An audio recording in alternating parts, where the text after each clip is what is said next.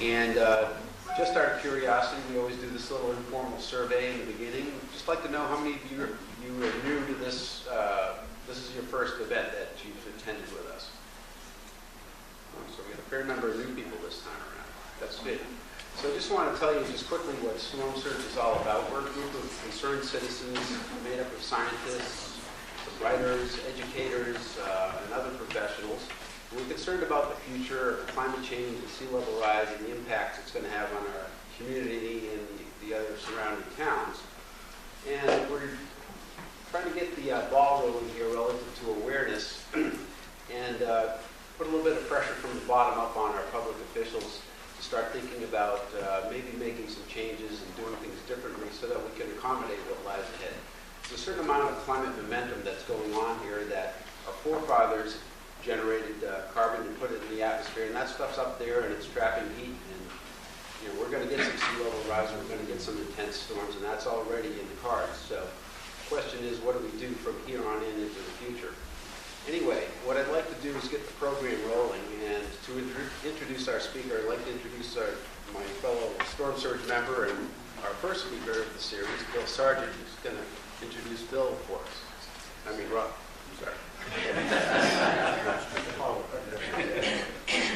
Okay. Thank you very much, Mike, and I think everybody realizes what a fantastic job Mike has been doing heading up this organization, and particularly today when he was testifying before the EPA in Boston. He sort of embodies what this group is about. He's the perfect person to be head of it because he owns a house on Plum Island. He has some scientific background. He's been surfing out here, and he really knows the issues from the bottom up. And so he's a perfect person to sort of have this broad-based coalition. And one of the things that we're trying to do is bring scientists to the area to help us figure out what we can do. We've got some real problems that we have to deal with. So today we're extremely fortunate to have Rob Thieler, who is he's from the US Geological Survey down in Woods Hole, and he's going to be telling us a little bit about some of the coastal changes because of climate change. Rob was an undergraduate at Dickinson College, and then he went to Duke. And you probably know Duke is the place to go for coastal geology. His thesis professor was Orrin Pilkey, and I know we've been talking about Orrin Pilkey on our site quite a bit. He's just a wonderful guy, and we've actually been talking about perhaps we can get him to come up and speak to us. I've only been to Duke once. And I was driving the Harvard debating team. I couldn't debate for anything, but I was the only guy who had a car. So they made me the designated driver. And we drove up to this beautiful campus, and we were going through the cafeteria line. And one of the serving ladies said, well, where do y'all boys come from? And where do you go to school? And I said, well, we're at Harvard University. And it was kind of this blank look. And I said, well, that's sort of the Duke of the North. And then she understood. So, without further nonsense, I'd like to introduce Rob. Thank you. It's really nice to be here up in the frigid north. I'm 2 degrees of latitude from Woods Hole this afternoon, on a lovely fall afternoon. I'm going to talk a bit tonight about what, as Mike and Bill both mentioned, are changing climate and changing coasts. What climate has in store for us in terms of coastal change as we move into the future. And in some cases, this is a future that we are already carving and will experience directly. In some cases, it's a future that our children and grandchildren will see. And I'll talk a little bit more about the various time scales of things we need to be concerned about as we move through the talk. About 4 parts to this talk this evening. The first is a little bit of background on the scientific dimensions and the management dimensions of sea level change, results and some implications for us about recent sea level rise, from recent sea level rise assessments, some of which I've participated in directly, some of which I've just gleaned from my colleagues and other folks I work with. And one of the key messages I want to leave you with tonight is there is a lot of uncertainty about climate change. It is a certain impact. I mean, sea level rise is actually probably the most certain impact of climate change. We are locked into a certain amount of sea level rise just because of the physics of the ocean-atmosphere system. But it's also an uncertain impact, and the timing and the magnitude of certain changes are not well known. And it is our job as scientists, particularly for people like me who work for the federal government in the US Geological Survey, to provide science-based decision support for communities and other federal agencies that address, that are relevant to dealing with this uncertainty. And then I'll share with you how one little town, the town where I live, Falmouth, Massachusetts, is starting to address this issue in what we think is an interesting and holistic way, and we've taken some baby steps to get there, and I'll share those with you tonight. As most of you know, the coast of the United States, especially the Atlantic and the Gulf, but also the West Coast, is some of the most densely populated that we have in the U.S. At the same time, coastal erosion affects all 30 coastal U.S. states. About 60% to 80% of the coast is actively eroding or migrating landward, and there are a variety of complex, diverse processes that are responsible for this erosion, but there's an overwhelming trend of erosion around the United States. And there are a lot of people and a lot of infrastructure, obviously, at risk from these changes. One of the folks I've worked with in the past, his name is David Carter. He is the head of the Coastal Zone Management Program in the state of Delaware. And in talking to Dave, our conversations usually start with a demand from a manager to a scientist. We need better science to prepare our local responses to climate change, especially in coastal areas. And I asked for his science up there because what Dave means by science is not necessarily people running around doing research that he can't relate to, but people who can improve his understanding of the basic processes that are changing the coast of Delaware. These are all shots from the coast of Delaware. It's a very diverse coast. Some of these scenes may look familiar to you. They have lowland flooding, they have eroding beaches, they receive storm impacts, and they also have, in the Port of Wilmington, many millions of dollars of infrastructure and port facilities at or near sea level. So he wants a better understanding of the threats that are posed by different climate processes and translate those into what I will term better situational awareness. That is, if he as a manager takes a particular course of action to protect a certain resource or protect some infrastructure, what options does that take off the table because he's chosen this particular management action? What long-term costs are associated with those kinds of actions so that he can make a decision that balances the pros and cons and the economic and environmental costs associated with any decision he needs to make. So it's our job as scientists to give him enough information to make these kinds of decisions with as full a set of information as we can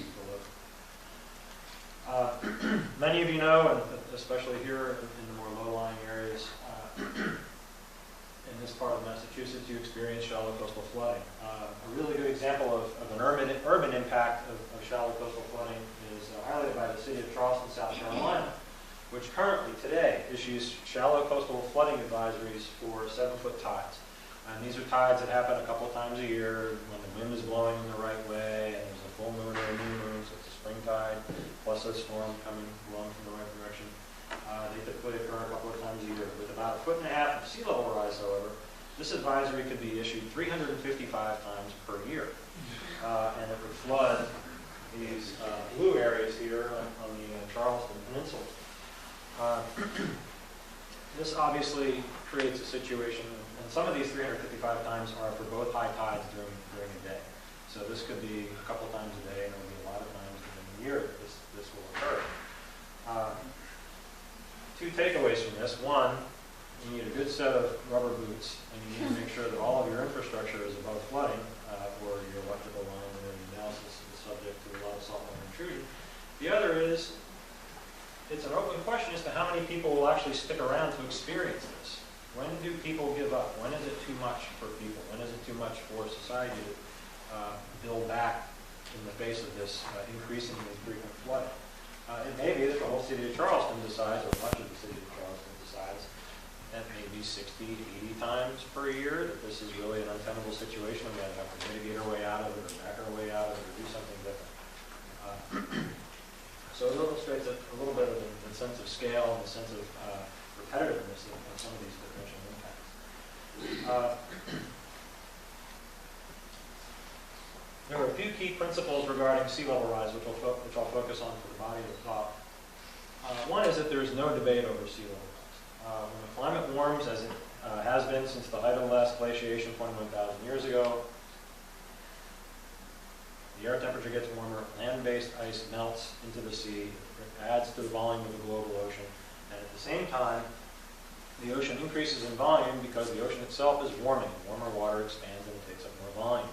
About half of the sea level rise that we expect over the next 100 or so years is going to be from the melting of glaciers and ice sheets, and about half is going to come from the thermal expansion of the oceans. And there's other little bits and pieces that come from other things, but those are the big two. In many respects, the attribution of sea level rise is largely irrelevant. Is it human-induced climate change? Is it not human-induced climate change? Is it the sun? Is it the moon? Is it the what? Doesn't really matter. If the world stopped emitting greenhouse gases tomorrow, for example, sea level would continue to rise, albeit at a reduced rate, because we're not loading the atmosphere with carbon dioxide and warming the atmosphere anymore, for several centuries. So the major questions are: how much is sea level rise going? How much is sea level going to rise, and how fast is it going to rise?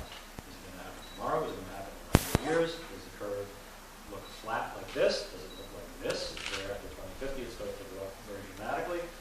And the answers to these questions depend in part on our future emissions pathways, and in part on an improving understanding of the future behavior of the large ice sheets, principally Greenland and Antarctica. What causes sea level to change are basically these, as I've said. One is the expansion of warm water. As the ocean warms, it takes up more space, and land-based ice melting down and arriving at the sea from glaciers and ice sheets. The land can also rise or sink. Large deltas, like the Mississippi Delta, is actually sinking, partly because there's not as much sediment coming in to build the delta anymore. Also because sediments, when they're deposited in big deltas like the Mississippi, compact naturally because there's an amount of water that slowly is taken out. We changed the level of land rising or sinking by removing water, the storage of land water behind dams or large natural lakes. Whether that is increasing or decreasing can change the level of the ocean. And ocean currents can actually influence how much sea level rise you experience in the long term. So all these things cause the sea level to change. With that in mind, and keeping in mind that the big thing is really about ice and global temperature, here is a graph that shows changes in the global, changes from the global average temperature over the last 20,000 years. Now this scale is a little weird. It starts, this is 10,000 years here, and then it's 8,000 years here, and then 1,000, so it's sort of a quasi-log scale here, and this is just degrees centigrade change from the global average. And what's important here is about 20,000 years ago, we're right at the end of the last ice age, and the global average temperature is about 5 degrees cooler than they are at present. And as we exited the last glaciation, and where we are sitting now was covered by ice, quite a bit of it, a mile or so. That ice began to melt, and the Earth began to warm up for a few thousand years, and then it got very cold again for a little while. Glaciers re-advanced in Europe and gave rise to the term younger dryas for a glacial re-advancement for a flower over in Europe.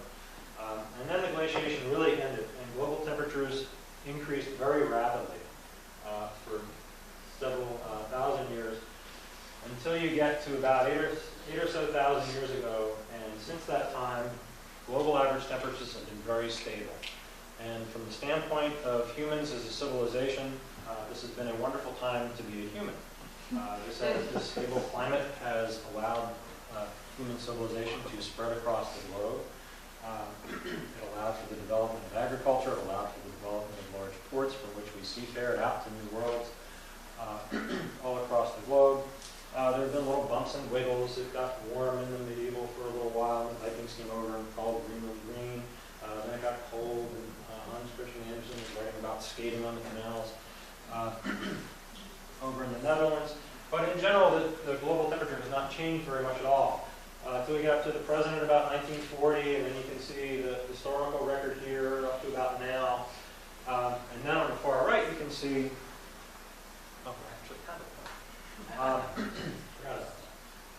This is the IPCC, the Intergovernmental Panel on Climate Change projection from 2007. A new one just came out a couple weeks ago. The numbers are not terribly different than this. But they predict by 2100 a global range of about 2.4 to 6.4 degrees centigrade warmer than the current global average. And what you can see here is, one, it's potentially a lot warmer.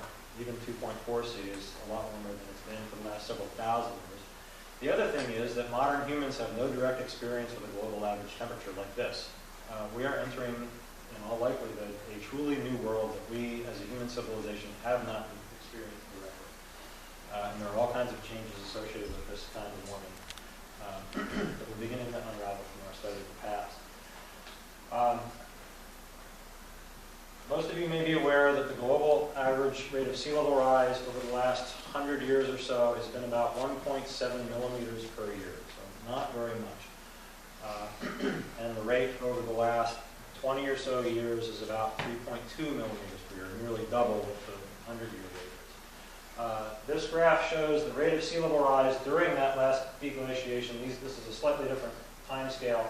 But when you get to about here, 8,000 years ago to present, it's basically the same. This is radiocarbon years, which in older ages are not calendar years, but that's not really important to this. But what you can see is the rate of sea level rise as we came out of that large glaciation. Here's the Laurentide ice sheet sitting over the top of North America. Here's Greenland. We're under this white block here. As the rate of sea level rise began to increase, this ice mass was getting smaller and smaller. It was being dumped into the ocean. The rate of sea level rise, when the climate initially warmed, went way up. The rate of sea level rise was over 40 millimeters per year for probably a century or so. 40 millimeters per year, 4 centimeters per year is stand on the beach and watch it come up around your ankles kind of fast. And you can see that the ice was much reduced. Much of the sea level rise came from melting of the northern hemisphere ice sheets. Then it got cooler again during this younger dry ice period, and the rate of sea level rise dropped down below about 10 millimeters per year. Then it started to warm up again. There was another big, what they call meltwater pulse, which is a big catastrophic failure of the ice sheets and warming. And the rate of sea level rise again approached something like 30 millimeters a year for a few years. Then we began to run out of ice.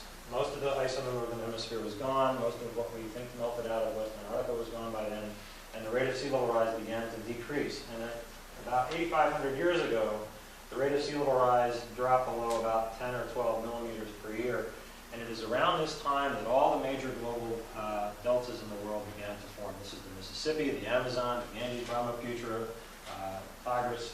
Think of a big river, and it originated in its modern form right in this window from about 8,500 to 6,500 years ago. A major reason for this is that the rate of sea level rise is sufficiently low that all the sediment coming from these rivers could now be deposited into these big deltaic landforms. So the Mississippi could grow its giant expanse of delta and wetlands and all that, and same with the Amazon and everything else. So this was a period of time where there was a lot of proactive coastal growth because the rate of sea level rise had slowed down because we ran out of ice. And over the last 5,000 or 6,000 years, by the time we get to about 5,000 years ago, the rate of sea level rise is very close to zero, probably less than a millimeter or so per year. And it is in this last 5,000 year period, 4,000 or 5,000 year period, where we see the formation of the coast as we know it today. The broad, extensive wetland systems that we have, including the ones right out here. The barrier islands that ring half of the United States coastline from about Long Island down around the Gulf and in certain parts of the West Coast as well. All formed in this period of time. So in a geologic perspective, these are fairly recent phenomena. But importantly, they have formed and flourished in a regime of very slow, almost non-existent sea level rise. And we expect that regime of slow, almost non-existent sea level rise to end. And what I'm showing here is over the last 2,000 years, we have estimates of the rate of sea level rise from the geologic past based on carbon dating and other methods of dating corals in the marsh sediments that I was just talking about. And you can see there's this blue band which shows a very low rate of sea level rise. This gray band is just the uncertainty of those geologic estimates because we're going out and taking cores and corals and taking cores of marshes and dating the peats and things. Then at towards the end of the 19th century, we started to install tide gauges around the world. And a composite record of those shows a lot of ups and downs, and there are a variety of reasons for those ups and downs that have to do with climate changes and changes in ocean circulation and things like that. But you can see that that rate of sea level rise, which again these gauges have measured as over the last 100 years as being about 1.7 millimeters per year, is beginning to depart even from the uncertainty envelope of the last 2,000 years. So we're already seeing a rate of sea level rise that is exceeding the rate over the last 2,000 years at least. And what we're looking at potentially in the future is a rate, this is just one set of projections, but it's representative of an envelope of projections, including the IPCC's report that came out last week, a couple weeks ago. And you can see even at the low end, we're projecting potentially a rate of sea level rise of 7 or so millimeters per year, and at the high end, greater than 20 millimeters per year by the end of the century. And there's a big uptick in here. And where will we end up here? We don't really know yet. Some people think it's probably going to be at the higher end of these kinds of rates. And these are rates, again, that humans have no direct experience with. The rate of relative sea level rise in the Mississippi is right around 10 millimeters per year today. Just for reference, that's one of the highest rates of sea level rise in the world. So projected out to 2100, this is from the IPCC report that came out a couple weeks ago, which showed two scenarios in which we do a lot to mitigate climate change in the future and do very little to mitigate climate change in the future. And these are the resulting sea level rises and some uncertainties with them. However, as pointed out by Aslak Gunstad over in Europe, because of the conservative nature of the IPCC's projections and the language that they use to express these, the worst case scenario is actually worse than nearly a meter by 2100. It's actually probably a realistic estimate for worst case is about 1.6 or 1.7 meters by 2100.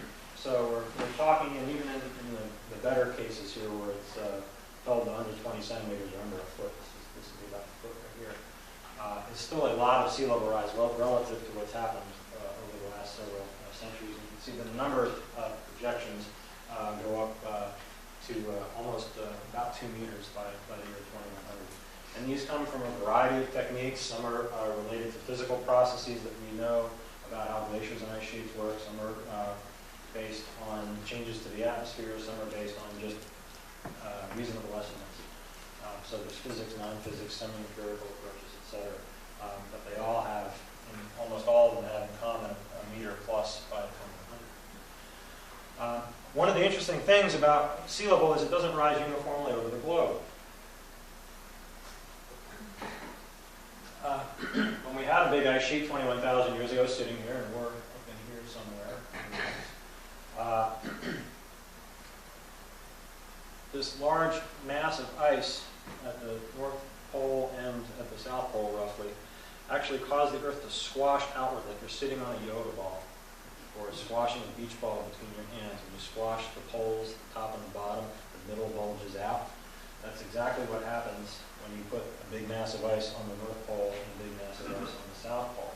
And when you remove that, you stand up off the yoga ball, it returns slowly to a spherical shape. And what happens is the land up here, the center of the ice in the northern hemisphere was up in Hudson Bay, and the land is actually rising faster, much faster than sea level is rising. So there's actually new land being created on an annual basis up in Hudson Bay. You can see stranded beaches. You can walk down them for several miles up in Hudson Bay. But what happens to the middle, or in this case, the middle of the northern hemisphere, is it's collapsing, what they call a glacial forebulge collapse. And where that collapse is happening most dramatically is off the east coast of the U.S. This is North Carolina right here. This is where the maximum rate of change of that rebound is occurring. So in addition to sea level rising, because the ice is melting, the land in many places is also sinking, simply by the act of adding or removing ice from the poles of the planet. Another interesting thing is, this is West Antarctica. This is the continent of Antarctica. We're looking up at the bottom of the globe here. Very large ice masses have a gravitational attraction. Like any large body, they have a certain amount of gravitational attraction, such that as you steam south from, say, San Francisco down to West Antarctica, you're actually going up a very low slope over about 1,000 kilometers or so. It's because this giant ice mass has a gravitational attraction. It's actually attracting the ocean towards it. And when you melt that ice out, there's not as much gravitational attraction, so the water tends to spread out. It spreads out over the global ocean. To the point where, relative to the rest of the globe, if West Antarctica were to melt out tomorrow or over the next 100 years, sea level around West Antarctica would actually go down. But where this water distributes to around the global ocean is in a roughly circumglobal band at 41 degrees north latitude. How many people know what latitude we're at right now? Just about 43, which is a hop, a skip, and a jump. From 41 is actually just south of Martha's Vineyard. It's due east of Montauk in Massachusetts terms. And at 41 degrees north latitude, you get free 25% more sea level rise than the rest of the world. And that's this red band here, where relative to the rest of the world, you get 25% more sea level rise. So if West Antarctica melts out first, we get a lot of sea level rise up here. If Greenland melts out more rapidly, sea level around Greenland, including some effects as far south as probably the middle of the mid-Atlantic in the U.S., certainly New York, sea level will begin to go down and the effect will be mitigated. So there's this contest between meltwater sources that will determine how water is distributed over the global ocean over the next century and beyond, where we potentially stand to have a lot of sea level rise if West Antarctica is more important than Greenland. And mixing and matching of these things is something geodynamicists now do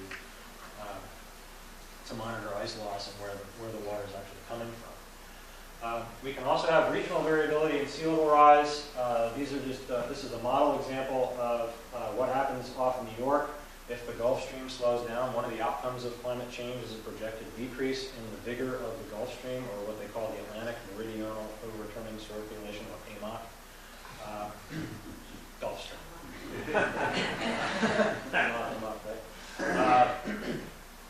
But one of the outcomes of that is that the Gulf Stream slows down. And the Gulf Stream is a very strong current, and when it's running strongly, sea level is actually set down at the coast. The water is actually domed up under the most rapidly flowing part of this current.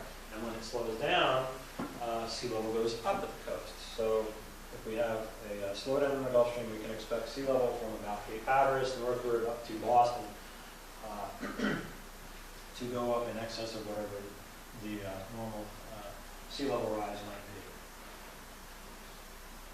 So what I hope to have communicated is there are interesting things going on at the global scale, there are interesting things going on at the regional scale, land can be rising or sinking for a variety of reasons, ocean currents can be slowing down, and ultimately that all impacts what we do at the local scale. And in this case, I'm using local scale as the Port of Oakland, California, which has just a few $1 billion worth of infrastructure sitting about this high above sea level.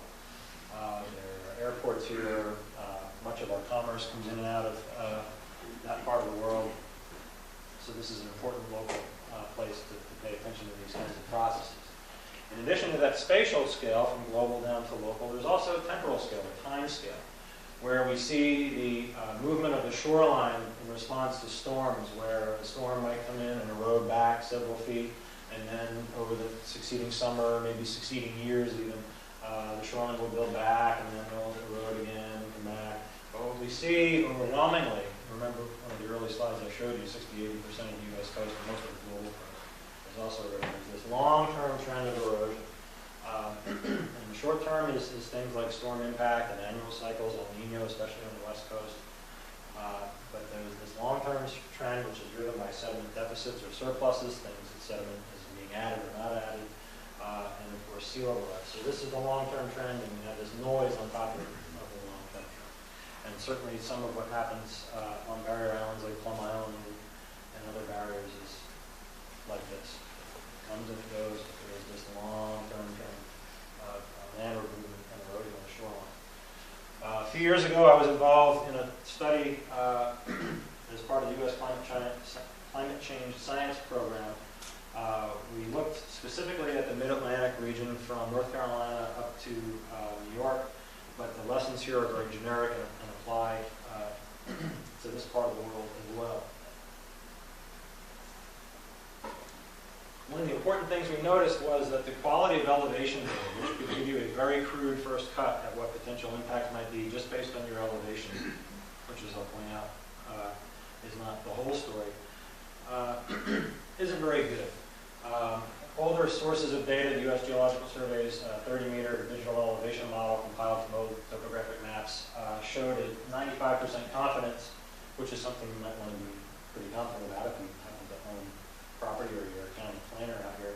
The dark blue areas are areas where we're positive based on the quality of the data, 95% certain that those areas are a meter or so above sea level. But these large light blue areas are areas that may or may not, just based on the quality of the data, be within a meter of sea level. But fortunately, we now use, the scientific community is increasingly using LiDAR data. This is light detection and ranging. This is laser altimetry, typically done from flying an airplane with a laser and taking shots of the ground in very high density processing the data. What you can see is we have significantly reduced the area of uncertainty. So if you were a manager out here and you didn't know whether you might experience a flooding impact, say from a storm event, because of the quality of your elevation data, now you are very certain that you are above that 1 meter threshold. So just based on data quality, we have a better, improving data quality, we have a better understanding of areas that might be at risk or not. But the coast, obviously, especially for those of you who live adjacent to it, is not like a bathtub. It is not simply adding melt water and warming the water and having it rise up. There are a variety of processes that occur. There's cliff erosion. This is specific to California, just south of San Francisco, where about 20 centimeters of sea level rise over the last 100 years looks something like this. But there is long-term cliff retreat. If this was simply a sea level rising up against the cliff and the cliff didn't do anything, sure, it would be very much like a bathtub. But actually, as the sea level rises, of course, it chews away at the land, the cliff fails, houses falling, and all that. This is the southwestern portion of Nantucket, where there's been over a quarter of a mile of shoreline retreat since the mid-1800s, up a fairly steep slope into some, obviously some old glacial deposits. And that has happened over the last 100 or so years in response to just a quarter of a meter of sea level rise. So there's not a very simple relationship. It's actually much more exciting than that. We like to think of beaches as existing in a dynamic equilibrium involving four factors, where there is sediment supply, that is the quantity, how much sand or rock or mud or whatever is involved in a particular beach system, and what is its quality, how much is boulders, how much is not, whether relative sea level rise is rising, the relative sea level change is rising or falling, or are you sitting on land that is rising out like the Pacific Northwest, faster than the rate of sea level rise, are you sitting on land like the Mississippi that is sinking in addition to sea level rising, or some mixture of those. How much energy is in the system to move this sediment around? All these things go into determining the shape and location of the beach and barrier islands along the landscape. So it's a very dynamic, exciting place, which also makes it, as a scientist, very challenging to predict how all these things interact and where they're going to go in the future. So part of what we did for this study was look at the mid-Atlantic, and we identified three different sea level rise rates. We assumed that sea level rise would stay the same. It would increase by about 2 millimeters per year, or it would increase by about 7 millimeters per year. And what we identified is what a colleague of mine calls the gradient of increasing madness, which goes from the upper left down into the lower right, where we have things, well, certainly on mainland coasts, we expect more bluff erosion as sea level rise continues. And then on barrier island coasts, and barrier spit coast, we expect more overwash, island breaching, and eventually getting to this thing we designate down here in the lower right-hand corner as T, or threshold crossing. This is the northern end of Assateague Island, Maryland. This is Ocean City, Maryland. These islands were one island prior to the 1933 hurricane that opened this inlet, which was subsequently stabilized by the Army Corps of Engineers with a pair of jetties. That changed the sediment supply. The dynamic equilibrium of beaches was disturbed by these jetties, cut off the supply of sediment here, and this island has actually migrated an island width back since the jetties were constructed. So it's not totally due to sea level rise, but it's a good proxy for what happens when you change one of these elements of the dynamic equilibrium of beaches. And in this case, the response was landward migration. What we're concerned about here going forward is that these higher rates of sea level rise that we have no real good modern information for. Predicting this, especially if you are a property owner or a federal land manager or a state land manager, you want to know when and where this kind of thing might happen. It determines whether your Kmart or Walmart or whatever is out in the surf in 25 years or 50 where it's going to be fine. If you're a land manager concerned about wetlands or beaches or providing public recreation or whatever, you're also concerned about when and where this is going to happen. At present, we don't have a very good ability to predict this, but we are working on it, and as I'll show you, I think we're getting better. Fortunately, I am a beach person. I do not have to deal with all of the things shown by these red arrows that go into determining whether wetlands are going to be happy or not in response to sea level rise and climate change. It's not just moving around sand. It's also what happens to the river flows that bring fresh water and sediment into marshes, what happens to the nutrients, what happens when atmospheric CO2 goes up. There's some evidence that certain marsh plants really like a richer CO2 environment. They flourish. Certain kinds of spartina, certain latitudes, that's our common marsh grass around here, really enjoy having more CO2 to work with. And there can be disturbance, storms, tides, critters, fire, all those things go into determining whether a marsh is going to be happy going into the future, barely keeping up with sea level rise, or like this example from Jamaica Bay, just south of JFK Airport, just eventually give up. And we lose the various benefits that we associate with wetlands in terms of storm buffering and nutrient stores and all that from them. There is also what some people call the flood from below, which in many cases is actually driving a lot of our first responses to sea level rise. As the ocean, particularly on sandy coasts, rises, because salt water is more dense and will go underneath and lift up fresh water, the freshwater table, especially on barrier islands, begins to rise because it's being pushed up by the intruding salt water that comes onto the island. So where we have a saltwater table today, or a freshwater table today, I'm sorry, gets up into the sand and comes up higher, you begin to have impacts like septic system failure, storm drain failure. They don't carry as much water out to sea because there's not a strong enough gradient to carry it out to sea anymore. This obviously has impacts on water quality, infrastructure, and also, very importantly, ecosystem change. Things that are not salt tolerant will move out of the areas that were formerly fresh and be increasingly salinified.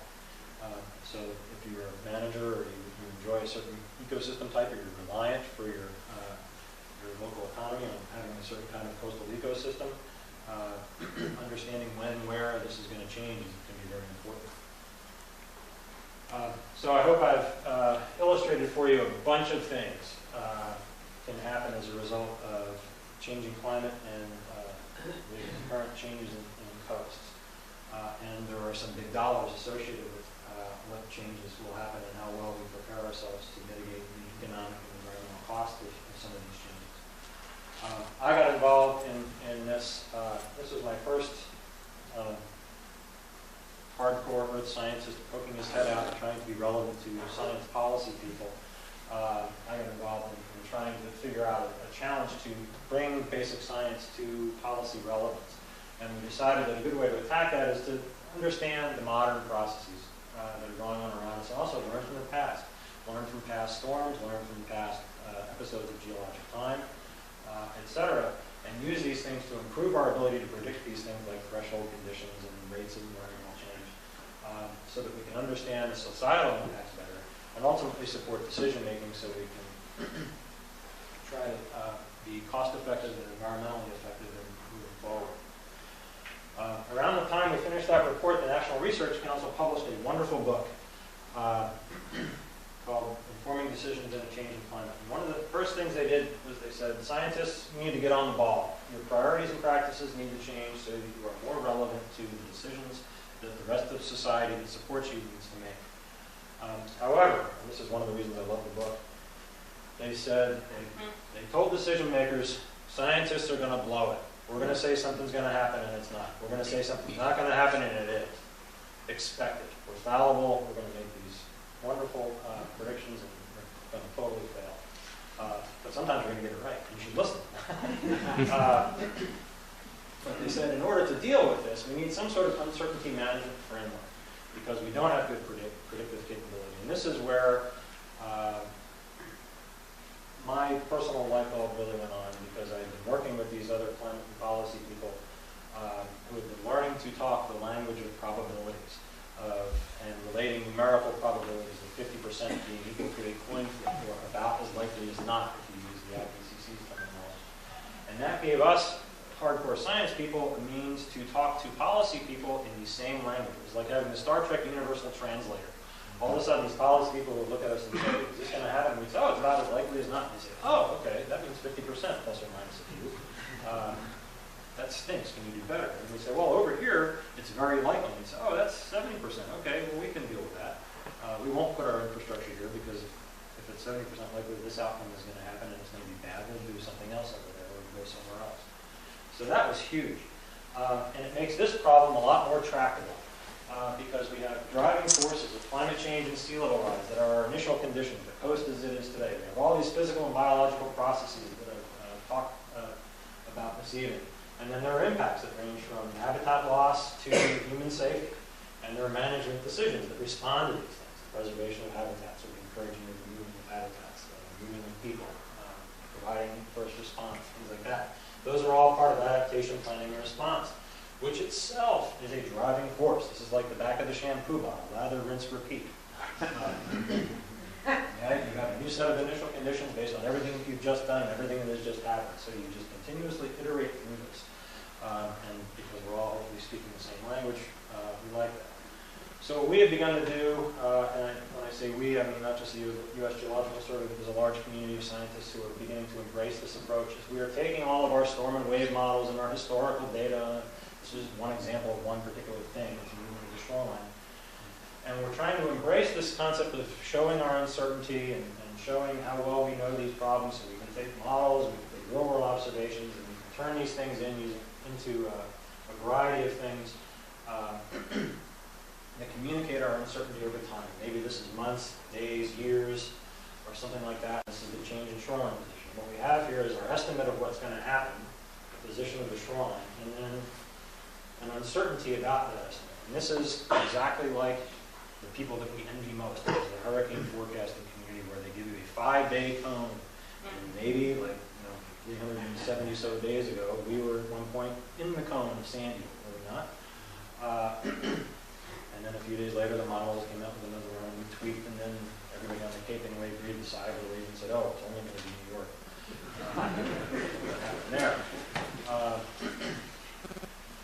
So we're trying to get this kind of information into the hands of people who make decisions, because we think it's an effective way to communicate how much we know about the changes that are coming in the environment, and that helps facilitate planning. That, yes, we are clueful about certain things at certain time scales, and we're clue less about certain other things.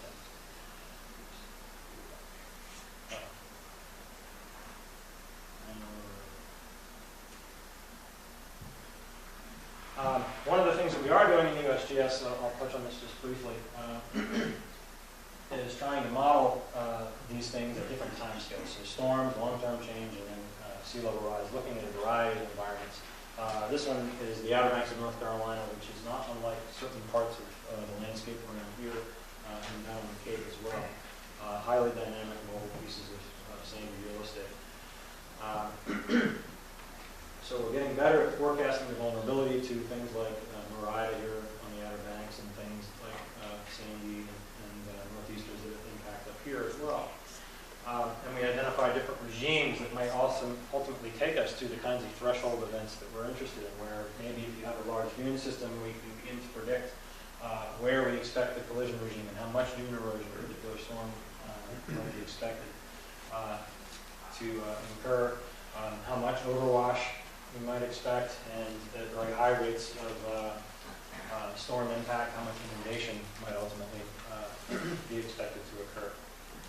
And we can do this both in scenario form and for real storms, which is a prediction that we did for Hurricane Sandy, where the inner band is how much the probability of erosion, the middle band, which is kind of hard to see here. You can see better here off southern Long Island.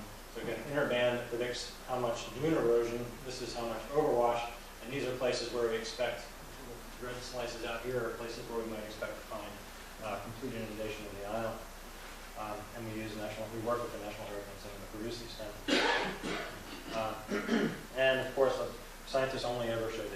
representative example, this is the best one we had, where we made a prediction of a 61% chance that this particular part of Fire Island would be inundated, and sure enough, it was totally submerged in a new inlet formed there in part of the state park, eastern end of the island. And so to conclude, what are we going to do with all this information? Well, my particular town, Falmouth, Massachusetts, decided about a decade ago in response to a local environmental activist to not stick its head in the sand. The Board of Selectmen said, well, you have a concern, it wasn't me, it was somebody else, said you've raised an interesting concern. We are relying on our beaches for tourism, and we have lots of natural resource expectations, public access expectations, economic expectations about a coastal environment. We want to know how we got to this situation where there is no beach here, and what we might do about it in the future. So a group of us, which consisted of egghead scientists like me, coastal property owners, there's a banker, an economist, nature writer, all matters, a broad swath of our town, and the town engineer as well, got together and spent a couple of years thinking about where we were and where we wanted to go in terms of our town. One of the interesting things about the South Shore of Falmouth here on the Cape, this is what's all down here, is that the town owns the entire sedimentary system. It's all in one political unit. The source of sediment, the transportation system of sediment, and the ultimate deposition of that sediment all happens within one political boundary. So we're not beholden to anybody for sand. What somebody does updrift with us doesn't matter. What somebody downdrift will also not be impacted because we have an end to our coastal sediment system right there. So it makes for a very interesting problem. What has happened since, especially since the 40s and 50s, is that as erosion has proceeded along the bluff sections that were the sediment sources in this area, bluffs were armored, groins were built, there's overwash and all kinds of things. And ultimately down here, at the downstream end of the town, there is rapid erosion. I'll show you some examples of that. This is Nobska Point in the 1950s. You can see it's a glacial deposit. It's contributing all kinds of sediment as it's eroded out to the coastal transport system, which goes east off the top of the picture. This is what it looked like in the 2000s. It's completely wrapped in rock. It's no longer a viable source of sediment, and that has had an impact on beaches downdrift. In some of our opinion, I included one of the biggest things that the middle of Falmouth did to the eastern part of Falmouth is armored what's called the Falmouth Heights. In 1897, this is a particular kind of glacial deposit that is 100% sand. There's not a boulder in it. You can actually see this is the angle of repose of unconsolidated sand, pretty much. There's a little bit of turf over there.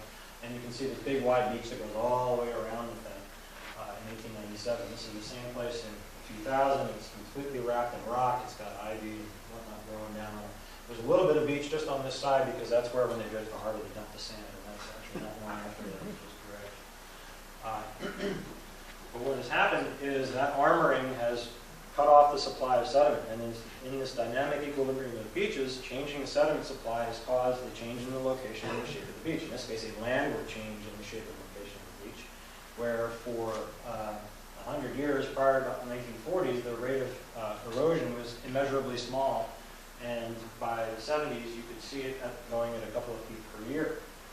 And you can really see in the eastern end of town, where back in the 1800s, the shoreline was actually out here. It was kind of like a little mini barrier island system along the south shore of Falmouth, with coastal ponds, little barrier islands, and spits and whatnot. But roughly in the 60s up to present, that cutoff in sediment supply has actually allowed this little barrier spit to retreat behind the headlands that close it. This is a classic example, just like the north end of Assateague Island in Ocean City, where cutting off the sediment supply has caused this dynamic equilibrium response for the beach to move landward. In this case, 550 feet landward. If you talk to some of the folks who have lived here forever in their 90s and upper 80s, they remember horseback races being conducted along a continuous sandy strip. No way that happens now. Most of this is all rock and groins with no beach even at low tide. And this is a very vital coastal system. And if this was done to protect the heights at a time when we didn't have the understanding that we do today of the potential environmental costs of doing various kinds of coastal actions.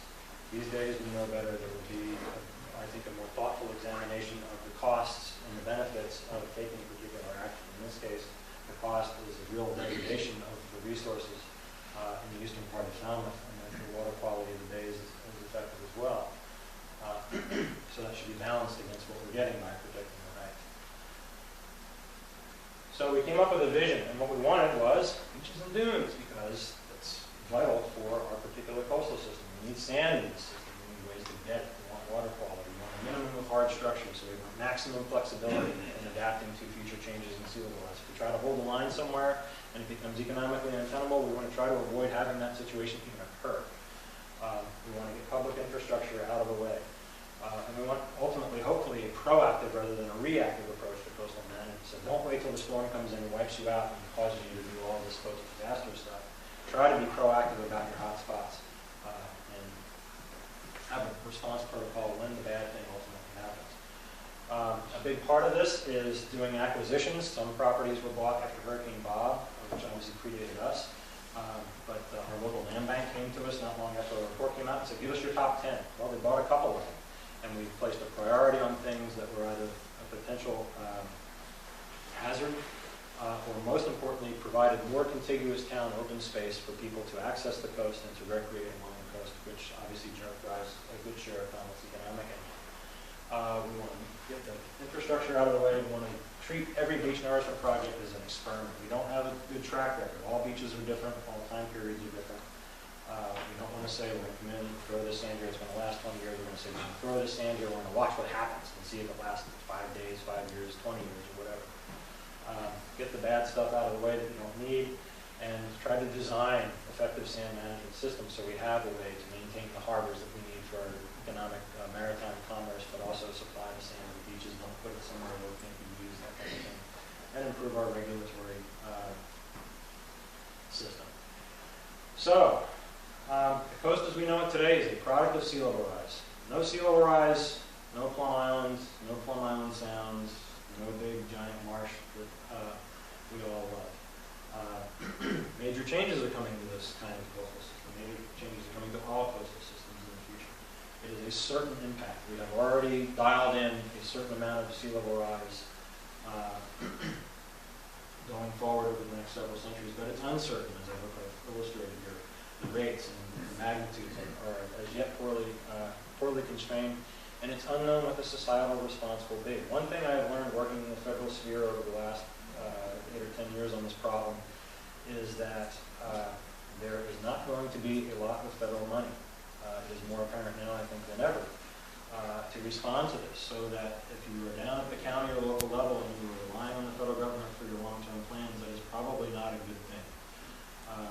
Money is going to go to the big cities. It's going to go to Boston, New York, and Philadelphia, and Miami, and Galveston, and San Francisco, and Los Angeles, San Diego, and places like Falmouth, Massachusetts, and Newbury are going to have to probably take it on themselves. And that's going to be something that we very much need to think about. If there's not a lot of money coming from elsewhere, how do we minimize the economic and environmental cost of what we want our coast to look like?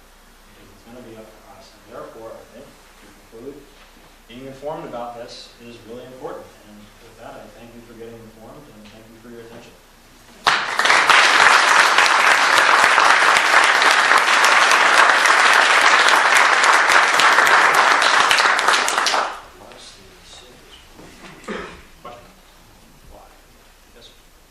How many people like you are, in fact, out in the world where people need to be more informed, doing that, what you just did? Your presentation was excellent. Well, thank you. There's a whole army of us. Some of them are even in the parking lot, waiting to be deployed. There are not enough. There should be more. What you are getting, in particular for me as a federal scientist, my job as an employee of the Department of Interior US Geological Survey is to be policy relevant and policy neutral. But there is enough that we know about the coast where I can say the kinds of things I've said. You can find all manner of advocates who play a very important role. My advisor at Duke, Warren Pelkey, is certainly one of them. Others of my colleagues in graduate school have gone on to do similar things. especially as a federal civil servant, you know, it's part of my job. You know, I work for you guys. So I should be out here telling you what I know. You're paying for it. Yes, ma'am? Can you talk a little bit more about how your group in Falmouth formed and just a little bit of history of the working group? One guy in the fall of 1999, I had only been in Falmouth for 2 years, stood up before our board of selectmen and he said, I think the state of our coast stinks and we should do something about it. And to their credit, the selectmen didn't say, yeah, thanks, we're fine.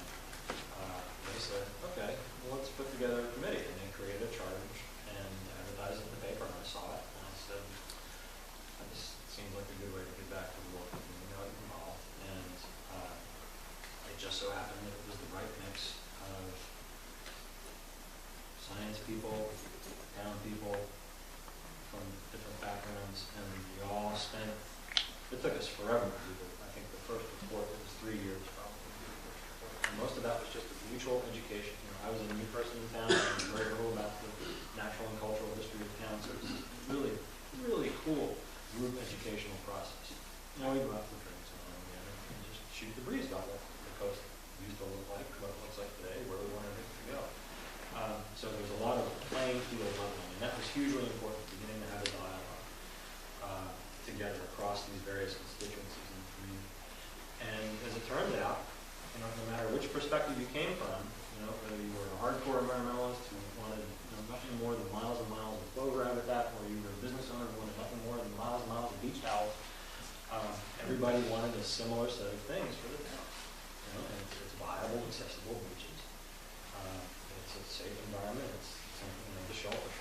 I want clams. Okay, well, what do you have to do to have clams? So it was just a lot of that. It was a dialogue, and I think we were very successful in communicating that, and we had a receptive ear in the town. Has it been as much follow-through as we would have liked? Absolutely not. We wanted all our dreams to be realized instantaneously. See the gravity of what we produce and the usefulness of it, and meet into our 100-year plan. They have, although I'm meeting with the planning board tomorrow about this kind of thing. So it's been that, but it really started, the most productive part of it was getting everybody together with all these different perspectives and realizing that we all, in our own way, wanted the same thing. Yes? We have 2 jetties at the mouth of the Merrimack River that are quite lengthy.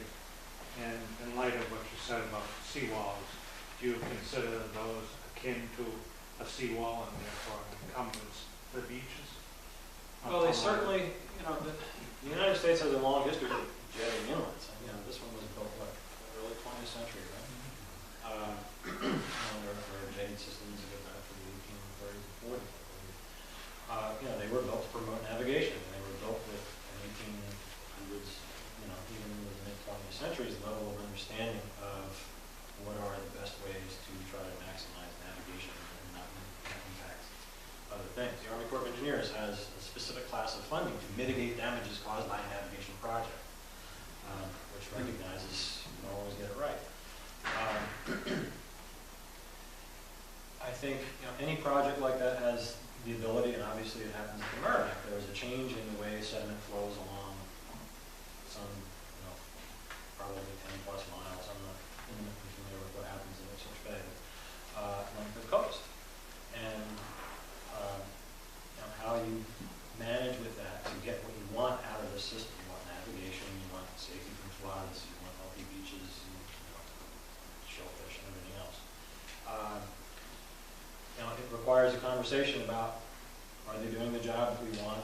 Are they having acceptable impacts or not? And moving forward from there. Yes? Yeah, following up on that. So this has been my contention for a long time.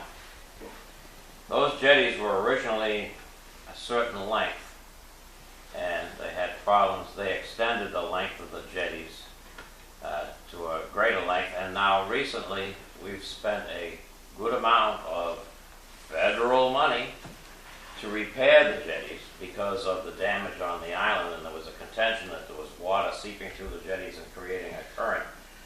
But it's my contention that they're too damn long, and they are cutting off sediment.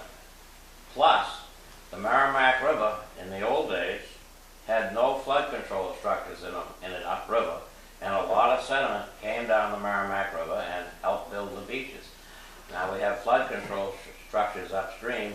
That sediment no longer gets to the beaches, and we've further cut it off by these long jetties. And it seems to me that these hard structures you're talking about, and they're hurting this beach.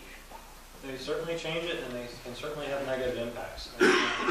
It's interesting. While you were talking about the flood control structures, my immediate thought is California, where this problem is probably the most thoroughly documented. Damming of rivers in California to supply drinking water and flood control has led to a very well studied and demonstrated increase in the rate of beach erosion and lack of sediment delivery. I do not envy engineers and geologists who fiddle around in inlets. They are really hard to get right, and they're very easy to get wrong. It's probably one of the more complicated pieces of the coastal system. I think anytime you try to engineer and try to predict where these things are going, it's difficult to get right. But one of the things that you need to be prepared for, or prepared to consider, is actually something that came up in the town of Falmouth, where we were presenting some of our results to the selectmen, and one of the issues is groins along the south side of our one of our major access points into the village of Woods Hole from downtown, where all the emergency services are downtown, and they need access along this coastal road, which is intermittently flooded and experiences some ongoing rate of change. And one of the selectmen asked me, as I was chair at the time and presenting it, he said, if we take all the groins out, would that solve the problem? I said, no, it would actually make it worse overnight, because these groins are the only things that are holding the coastal system together. And if you take them out just because you're going to make this commitment to open and natural beaches, that would actually probably be pretty foolish, because you haven't yet developed a plan for what you're going to do without that road. And what you're going to do without that road is probably have to build a firehouse over here on this other road in the town. Who thought, who would have thought, planning for climate change and sea level rise required building a fire station over here because you lost this road. So the same sort of, I think, thinking needs to go into any plan you might have to alter those J's. You're going to do something that you want. If it doesn't do what you want, what's going to happen if it doesn't?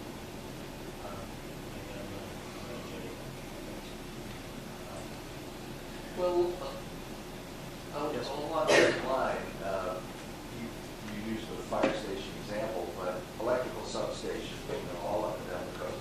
Should there be a generic rule that says, at least 2 meters above the flood zone, and you know where they are, National Grid knows where they are. Next time they upgrade the stuff, they should move it someplace else. We're seeing a lot of that kind of thinking. Probably one of the most forward-thinking plans that has been put together is the Plan NYC document that came out of New York City. I'm not saying that because I'm saying it's together, but it does exactly that. So, okay, we're going to do this. Let's try to get stuff up and out of the way. I think you also see it, although there's been a mixed public response. I think it's Verizon along the New Jersey barrier islands now replacing their copper wires with wireless. And it's driving people crazy because apparently it makes faxes very unreliable. It's present information. You need copper to send fax, I guess. But there's the intent to try to minimize the amount of vulnerability that you have coastal damage. Not sure. You're the host. You guys are the hosts. Yes. You said you're a beach guy, so here's the beach question. There's a certain amount of political momentum, although maybe not as much financial momentum, to engage in sand mining, which, as I understand it, would be to relocate sand from below the tide line up onto the dunes. The DEP has come out and said that this could be allowed on an experimental basis. However, warning that doing so might deprive other areas of the beachfront that would be normally renourished, or naturally be renourished, by that sand that is being taken out of the system and put up on the beach. Do you have any thoughts about the practice of sand mining?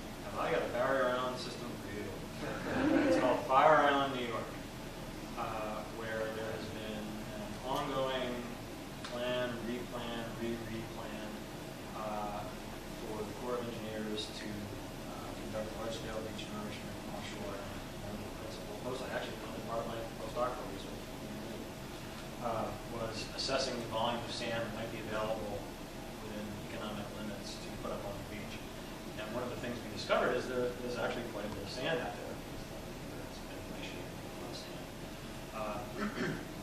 But as it turns out, what we've subsequently discovered is that a lot of these sand deposits are actually arranged in these really long, what they call shore-based pattern ridges, that appear to serve as conduits for sand on the beach. Because if you look at the history of storm change, where these things attach to the beach, the shorelines stable or accreting compared to the other places.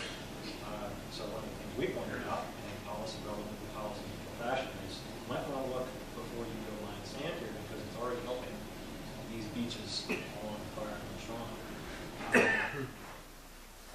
It is totally geologically reasonable, and you know other examples, to expect that process to happen elsewhere. And out here, it's probably no different. You got a lot of waves, you got a lot of sand, you got a lot of bars, a lot of things to move around. So that is certainly a consideration. We want to try to have some understanding, and we have modeling and observational capabilities that do actually do a very good job of that kind of stuff in the coastal ocean now, looking at where sand goes. It gets a little dicey when you get up into the surf zone. Farther out, it's a little easier.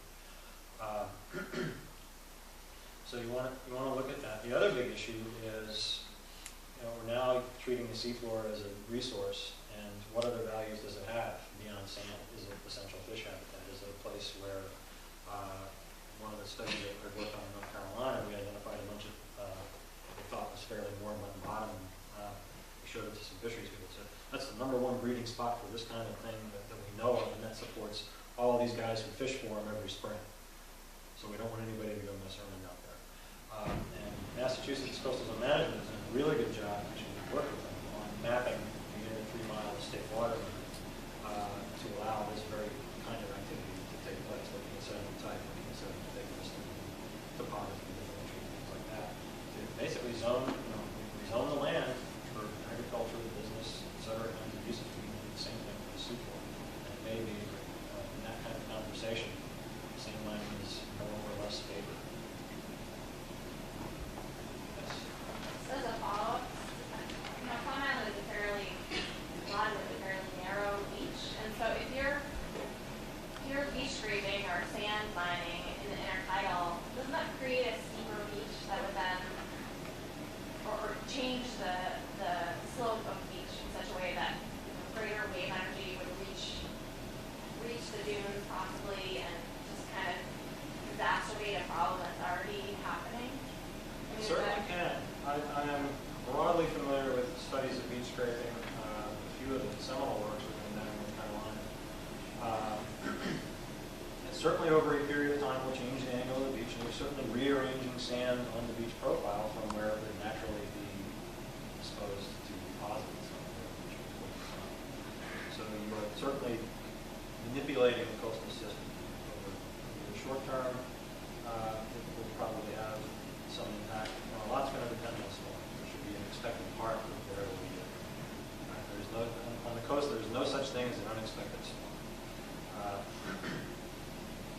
Don't let anybody tell you that. So, potentially timing, situation is everything, right? All problems are manifest locally usually. You can create pockets that will probably preferentially erode and allow wave energy because you're, at least for a time, changing the slope of the beach. Over the long term, I don't know that we have enough experience yet. I don't think anybody's been beach scraping for 30 years yet to see what that does. But certainly it changes where the sand would naturally be in the coastal system, and that must have an impact to some degree in this dynamic equilibrium of beaches that I talked about. Okay.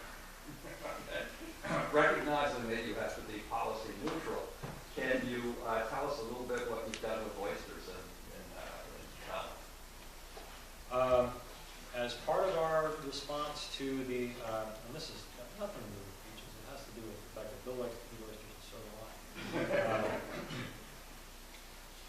In response to the total maximum daily loads of nitrogen, Falmouth has a number of pilot projects that are looking at ways to mitigate nitrogen load. And one of them is different types of oyster farming and restaurants. And I think that's terrific. Give it a shot. You've got very little to lose and nothing to gain for dinner. It may help a lot. If you look at the numbers, and obviously Woods Hole has a lot of biologists who understand how much oysters can eat, how much nitrogen they can absorb and all that. And they say, maybe up to a certain point it will help. And there are other projects that farm algae that probably will not make a measurable dent, but it's a good example. It's taking low-hanging fruit and demonstrating, yes, in certain places you can make this kind of thing work. So I'm very optimistic about this kind of thing. Just give them a shot. They have very, very little downside and potentially a lot of plus. Yes? It wasn't mentioned there, is the grain size distribution of the sediment you're removing and putting up on the beach. It's got to match the energy levels of the beach. If you deposit a few tons of sediment up there and only 5% of it's the right size, the other 95% is gone. It's matching that in the energy levels, and all that has to be analyzed. You can't just say there's an offshore bar here and therefore we find it may not fit the beach. Certainly that. However, I think there's probably too much stock placed in managing beaches. And beaches tend to be built with more or less the coarsest stuff that waves can easily transport. But saying it has to match exactly, I think, is probably going to come. Unfortunately, the record keeping on beach nourishment nationally has been very poor. It has been from the get-go. So there's not a lot of hard data. What seems to most dominantly control the durability of beaches is storm patterns after you build them. It's got a whole lot to do with storm regional differences up and down the Atlantic coast and storm frequency of a certain intensity that pretty much dictate the durability of beaches. So I would be less concerned about matching grain size exactly as having a better understanding of how long a pile of sand lasts and where it goes when it does go, and what were the forces that caused it to go in the direction that it did. Which is why we tried to set this up and say, hey, this is an experiment. This might be wonderful. It might also be a total failure. So treat it as such. But I do personally think that having to match it, grain distribution for grain distribution is probably not as important as doing an experiment collecting some data. I'm interested. You guys are all going on once, okay. All right, so I'm going to give you a loaded question. That's why you've been avoiding it. So I'll give you 3 barrier islands. Okay, Dolphin Island, a real low one down in the Gulf. We got the Outer Banks, which high and wide in spots, but also low and thin in others. And then we have Plum Island. So we go out on your sea level rise or east sea level rise scenarios with a high emission scenario and a low emission scenario. We go out to 2050. What starts to happen at 2050 across those 3 barrier island chains? I don't know, I'm dead. My children, however, should they choose to pursue a career in science, may say, gee, that was right. Wow, flew on this one. It's going to be very interesting. Dolphin Island is most likely already, if you haven't seen it, Dolphin Island is this very low, narrow thing that got wiped out by Ivan, Katrina, Ike, naming the last several big storms that hit the Gulf of Mexico, and it's been creamed by every one of them. It's probably not a very resilient island to more than its current status. So any increase in the rate of sea level rise, any uptick in the rate of storm frequency is probably going to do it. It just looks like it's an island. It doesn't have a lot of sand. It doesn't have a lot of capital. It's probably going to go away.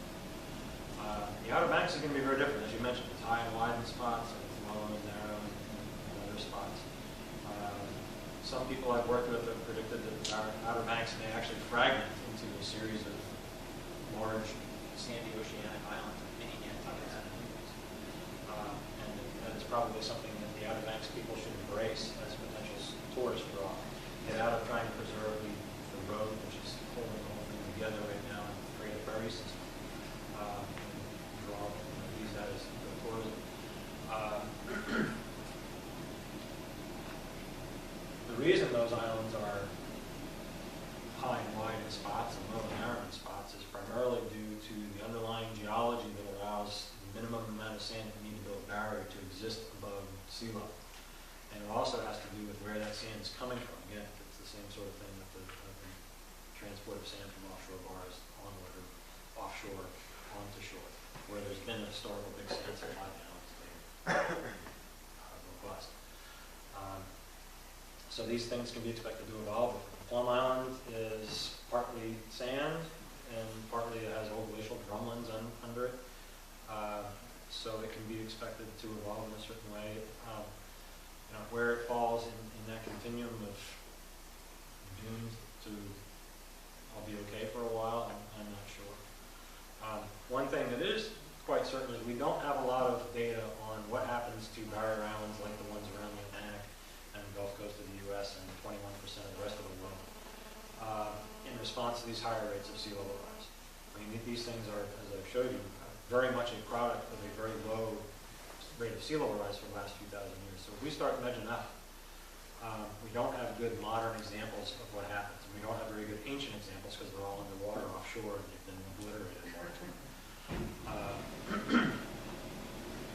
So we may be in for a scale of environmental change that we have not seen on what has historically been a very stable coast. Even though you might think the rate of change right now is nuts. It's probably not nearly what it was when sea level was rising, maybe in the future. Is there any good science that we could be doing in this area? Mapping, measuring, counting, surveying, anything that would be useful? And or are you guys already out here doing something on the line? As my children will tell you, I'm a total data guy. Must be why you're a scientist, not something else. I think any kind of time series that you can begin to develop can be useful. And the trick is figuring out what is most important to you. Is it the rate of marsh growth? Is it the rate of change of beach volume over time? And if you have the resources to do it, Maine's got a great citizen program of surveying beach profiles periodically. A little web form, you enter the data in, and boom, 10 years, you got a decade worth of beach excursion that tells you in response to this storm, we can expect this much beach retreat and this much beach recovery before the next storm. So yeah, I'm all about data and understanding and putting it into some sort of longer term context that helps you understand where you've been and where you might go. Right, but there's none of you guys with the USGS thing on doing. Well, like I said, we've done a bit of work mapping the seafloor with Mass CCM out here from as close as we can get to about 10 miles offshore. This is not part of our routinely surveyed domain. Most of the projects I work on actually aren't even in Massachusetts. Short of having Woods Hole Oceanographic Institute here, what should we do? Get a college here? Obviously get organized? I mean, can we ask you guys to come? I don't think you should. I'll give you my boss's number. And you can get in line. We're busy folks these days, fortunately. Excuse me, we have a group here.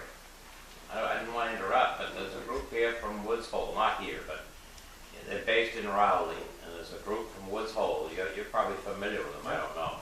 But they're doing the Plum Island Sound area, and they've been very active here for over 10 years, I think.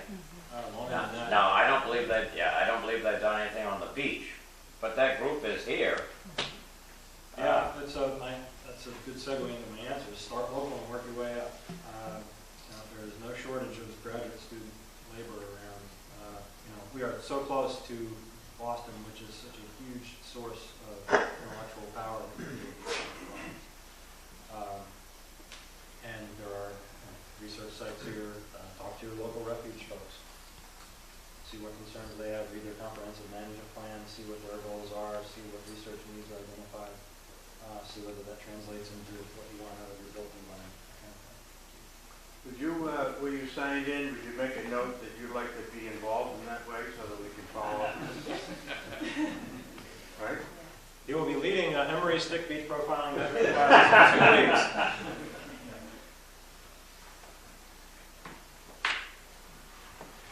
You're just going to tell me when to stop, right? I was just wondering, following up on that, whether the Army Corps has done any studies of sediment transport in the area based on the jetties, and I feel like they did, but I am quite certain there is at least 3. yeah. Yeah. Right? How many are You there? know, those going to be our best sources of any sort of data for sediment transport in the area. That's certainly a good place to start. There is a research, Chris Hine, you know him? Research was funded, look at historical sediment transport of Plum Island estuary and going forward into the current sediment supply and then that sort of impact.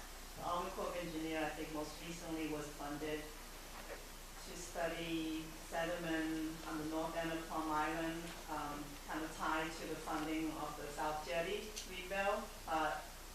Last time I talked to them, they were 4 years out and about $2 million short of getting any results. Remember what I said about there being a decreasing amount of federal funding over time? This is probably one of those situations. I think we can take one more question because we're running out of time. Yes, sir. Is there, are they currently monitoring the elevation of all of the barrier islands along the coast? In other words, using the fixed satellites to measure the height of these different barrier islands over time? Yes, absolutely. The US Geological Survey and NOAA and NASA started with the LiDAR, laser airborne altimetry. It's not satellites. We don't have the vertical resolution to do it from satellites yet, maybe someday. But we can do it in small planes. And there's been a lot of that in New England. In fact, I was part of a group that put together a program to do that over much of the New England coast. And it's good because now we've done it a few times now, and we have time series, and you can actually see the changes in elevation over time that are, exceed the lack of resolution of the data. So have you done it with Plum Island? Is it rising or is it stationary or is it? Good question. I don't know. I haven't looked at that data. Massachusetts have LiDAR flown every 3 to 5 years for the last, forget how many years, but nobody's post-processed the data to look at that. The Refuge does have a protocol. We do look at kind of the barrier island slope. We run transects on the Refuge. I think it'd be interesting to expand it to the rest of Plum Island, which we're not. Yeah, and we try to do this. We have USGS has an ongoing relationship with NOAA to coordinate the collection of LiDAR, especially after storms, but then periodically collecting baseline data sets in between storms, so it's not always what happened after the storm. But there are people who make a lot of hay with that kind of data on. All right, well, thank you very much.